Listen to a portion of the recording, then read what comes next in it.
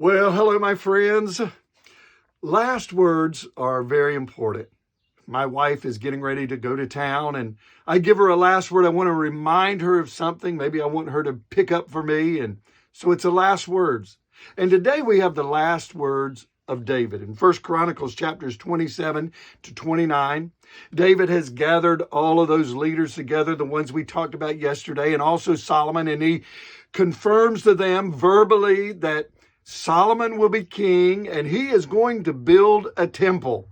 Now, he wants them to support Solomon, and this is his way to do it. He's brought them all together. And then he gives a last prayer.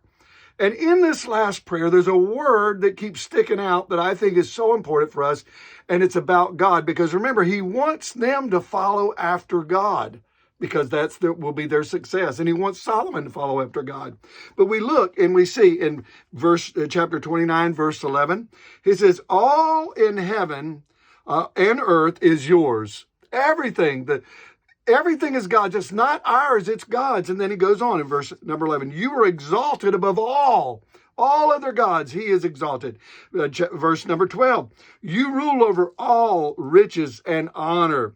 And also verse 12, you have power and might and make great and give strength to all power. God gives strength to people. In the verse 14, all things come from you. And finally, in verse 16, all the abundance that we have provided come from you.